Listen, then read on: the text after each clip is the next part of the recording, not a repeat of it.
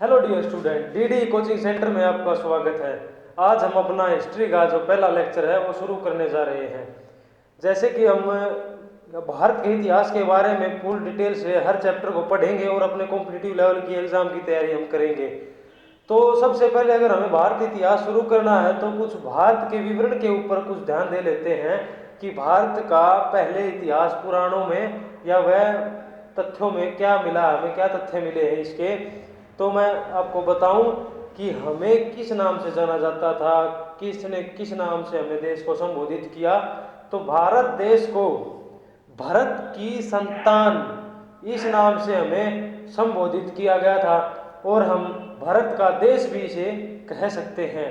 उसके बाद अगर हम बात करें यहाँ के मूल निवासियों की, तो जो मूल निवासी थे हमारे, उन्हें हम भारतीय नाम से संबोधित करते थे।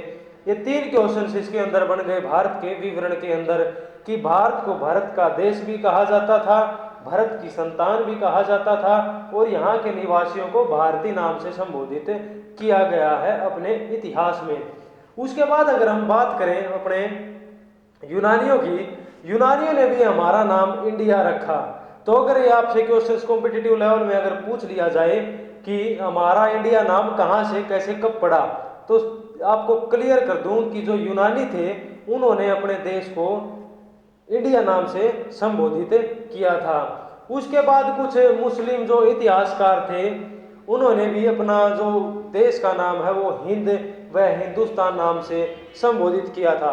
भारत के विवरण के अंदर ये कुछ मुख्य क्वेश्चंस बनते हैं जो मैं आपको बताए हैं कि सबसे पहले कि भारत की संतान, भारत का देश, यहाँ के निवासियों को भारतीय और जो यहाँ के मूल निवासी थे उनको भारतीय कहा गया है।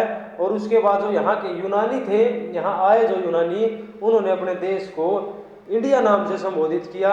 और उसके बाद क्वेश्चन जो बनता है भारत के विवरण के अंदर कि मुस्लिम इतिहासकारों ने अपने देश को किस नाम से संबोधित किया, तो उसमें आपको हिंद व हिंदुस्तान। तो हमने भारतीय इतिहास को पढ़ने के लिए इसको तीन भागों में बांटा गया है। वो तीन भाग जोन से मैं जो भी हैं मैं वो आपको बताऊं कि सबसे पहले प्राचीन भारत हम पढ़ेंगे अपने भारत के इतिहास के अंदर। उसके बाद जो हम पढ़ेंगे अपने मध्यकालीन भारत को। उसके बाद हम जो पढ़ेंगे आधुनिक भारत। ये तीन तरह भागों में इसको बांटा गया है और ये तीनों भागों में पढ़ने के कारण हम अपने इतिहास को बड़े आसानी से पढ़ लेते हैं। सबसे पहले अगर हम बात करें अपने प्राचीन इतिहास की, प्राचीन इतिहास के अंदर सबसे पहले जो हमें चार चीजें पढ़ने के लिए मिलेंगी जो पूरे भारतीय इतिहास को दर्शाएगा, बिल्कुल आसान कर देगा भारत के इतिहास के प्राचीन भारत को पढ़ने में। तो सबसे पहले धर्म ग्रंथ जो है अपने धर्म ग्रंथ, ऐतिहासिक ग्रंथ, विदेशियों का विवरण और उसके बाद पुरातत्व संबंधित जो भी तथ्य हैं उनको हम पढ़ेंगे। या आप ये बोल सकते हैं कि पुरातत्व संबंधी साक्ष्य जो हमें प्राप्त होंगे वो प्राचीन भारत के अंदर ये चार चीजें हमें पढ़नी होंगी। सबसे पहले हम इसमें बात करते हैं अपने प्राचीन भारत के अंदर अपने धर्म ग्रंथ व ऐतिहासिक ग्रंथ, जिसके अंदर अपने वेद शुरू होते हैं। क्या शुरू होते हैं? वेद। तो सबसे पहले हम अपने चार वेद पढ़ेंगे, ऋग्वेद, यजुर्वेद, सामवेद और अथर्ववेद। ये चार वेद हमें आज इसके अंदर पढ़ने को मिलेंगे। तो सबसे पहले हम उठाएंगे आज ऋग्वेद के अंदर अपने कितनी इसके अंदर रचनाएं थी, सूक्त कितने थे और मंत्र वगैरह जो भी इसके अंदर था वो सब मैं आपको बताऊंगा और नोट करवाऊंगा आपको। हर क्वेश्चन आप साथ के साथ नोट कर सकते हैं कि आपको बिल्कुल फुल डिटेल उसकी मिल जाएगी। जो भी क्वेश्चन पेपर आपका अवेलेबल होगा कॉम्पिटिटिव लेवल में, जो भी क्वेश्चन आपका वहाँ पे बनेगा, तो यहाँ से आपको बिल्कुल फुल हेल्प मिलेगी कि ये क्वेश्चंस मैंने यहाँ पे पढ़ा था। तो सबसे पहले हम अपने बात करते हैं इनको चारों वेदों से पढ़ने के लिए कि इन चारों वेदों के जो संकलन करता थे, मतलब जो जमा करता थे, संकलन करता मतलब होता है जो जमा करता है, कि इन चारों को जोड़ने का और संकलन करने का काम किसने किया। तो मैं आपको बताऊं कि महर्षि कृष्णा देवव्यापन वेद व्यास को माना जाता है। तो इसका आप फुल नाम लिख सकते हैं कि कृष्णा देवव्यापन वेद व्यास। तो आपका अगर ये क्वेश्चन पूछ लिया जाए कि वे वेदों की रचना किसने की। तो पूरा नाम भी इसको बताऊंगा मैं आपको, क्योंकि कई बार कॉम्पिटिटिव लेवल में क्या होता है, ऑप्शन में वेद व्यास भी दिया होता है और पूरा नाम भी दिया होता है। हमेशा इसमें कंफ्यूज हो जाते हैं बच्चे कि हम सबसे पहले अपने वेद व्यास थे जो उन्होंने, पर इसका पूरा नाम जब मैं बताऊं, कृष्ण देवप्पन वेद व्यास, तो ये पूरा नाम जो इसका बनता है कि इनके संकलनकर्ता ये थे।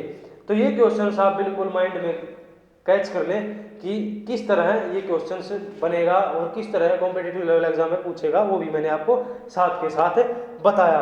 तो इसके बाद हम बात करते हैं अपने ऋग्वेद की। रचनाओं के क्रमबद्ध ज्ञान को हम ऋग्वेद कहते हैं। क्रमबद्ध ज्ञान मतलब एक ये संग्रह है कि एक क्रम में किसी वेद को अगर लिखा गया है तो वो अपना ऋग्वेद है। क्रमबद्ध ज्ञान में जो एक संग्रह बोलते हैं कि क्रमबद्ध ज्ञान का संग्रह, एक क्रम में जहाँ चीज मिलेगी उसके संग्रह को हम ऋग्वेद बोलते हैं दोस्तों। अगर इसके बाद जो आगे क्वेश्चंस बनेगा, इसके अंदर 1028 सूक्त हैं, 1028 सूक्त। उसके बाद अगर हम बात करें इसके अंदर रचनाएं कितनी की गई हैं, तो रचनाएं जो की गई हैं इसके अंदर 10,462 रचनाएं इसके अंदर की गई हैं। और अगर हम बात करें इसके अंदर 10 मंडल हैं। कितने हैं? 10 मंडल हैं इसके अंदर। 10 मंडल में से कुछ मंडल ऐसे हैं जो कॉम्पिटिटिव लेवल एग्जाम में पूछे जाते हैं कि किस मंडल में किस चीज का जिक्र हुआ है। तो मैं आपको बताऊं कि 10 मंडल में से सबसे जो मेन मंडल बनता है अपना, तो इसका तीसरा मंडल है। इसके तीसरे मंडल के अंदर सूर्य देवता सावित्री को एक समर्पित गायत्री मंत्र है।